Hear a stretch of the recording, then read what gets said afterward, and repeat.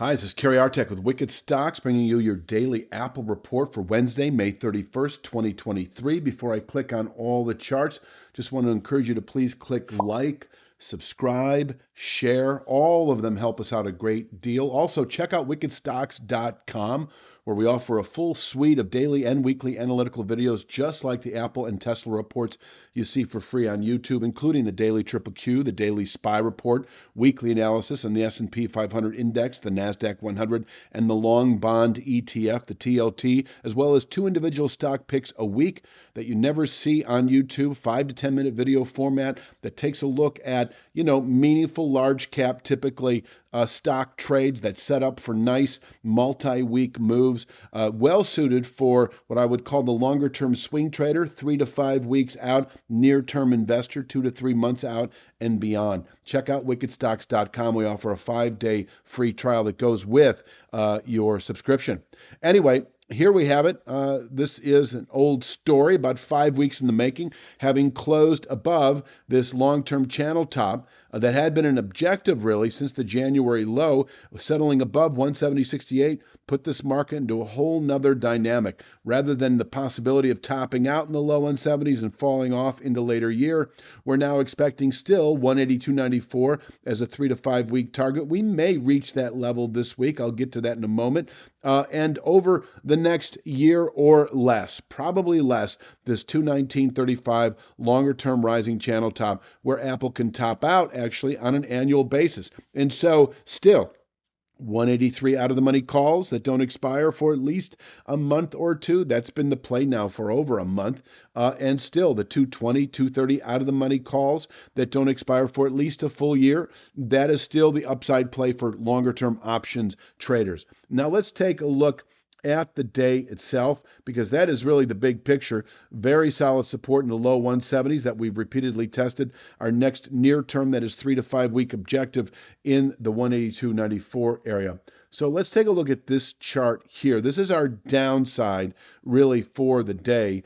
176.53 is the blue line. Horizontal channel structure. We fell to actually on Tuesday. It can contain intraday weakness, above which 177.85, possibly the 179.34 formation again. We actually tested this pretty much. We rallied just short of it, but for all intents and purposes, it did contain the daily highs. This channel top can contain buying into later week, and it is in reach today, perhaps above 175.75. I'll get to that in a moment. But really, in terms of the intraday trade, you can see to the far right, 176.53 can contain intraday support. 177.85, that is kind of the late afternoon high area, or it actually the 177 handle was kind of a pullback high area for a good part of the day. And if we push through or open above 177.85 today, I do think the 179.34 channel top is likely to be retested, where we can top out into later week over the next few days, and from there perhaps fall back to 175.75. Now for the day itself, 175.75 represents a 3/8 downside Fibonacci over the last 4 trading days, this big move.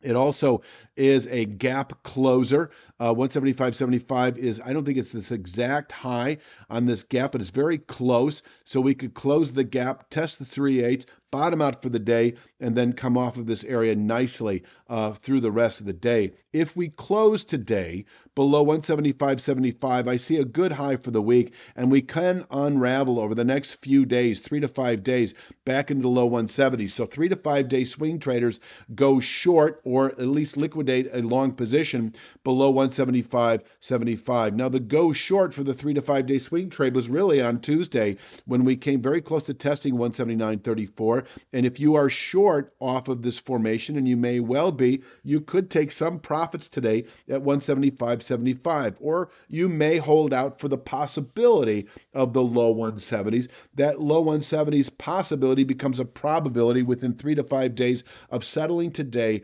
below 175.75.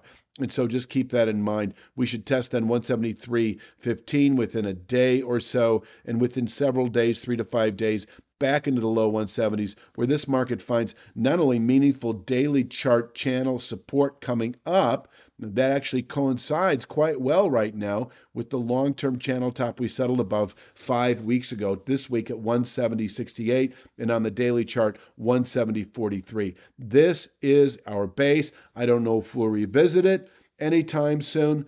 We could quite easily rally up to 182.94 over the next week or two. And if we settle above 182.94 anytime soon, you can forget about revisiting the lower 170s as a buy opportunity. Now, upside, one of the last things I'm going to say is the upside structure that contained Tuesday's high at 179.34. It actually is an intraday objective above 177.85, as I said earlier. So pushing through 177.85, expect 179.34, where we can top out into later week. And from here, now that we've tested it, we can ease back, as I said earlier, back to 175.75 over the next day or two, and perhaps back into the low 170s again by the end of next week. That by the end of next week becomes possibly by the end of this week if we close today below 175.75. But we remain in a long-term buy signal, and closing above 179.34 is considered an eventuality and may well happen today. And if we settle today above 179.34, we should by Friday's close test that targeted 182.94 all-time high from January of 22, where we can top out for the week. I just am going to keep it as a 3-star weekly resistance area.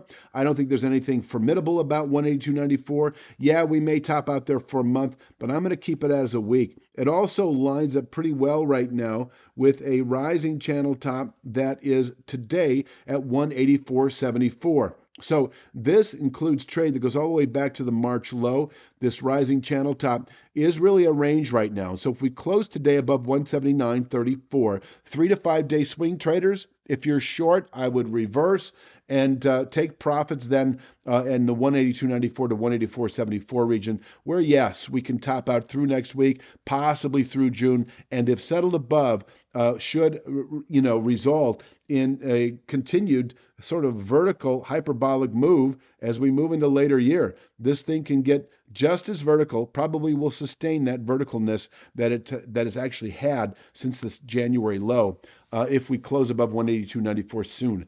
And I think that pretty much rounds it out for Wednesday's Daily Apple Report. Please click like, subscribe, share. Check out wickedstocks.com. We offer a 5-day free trial that goes with the subscription to the full suite of analytical videos I've already mentioned. You have a great evening. I will be back tomorrow.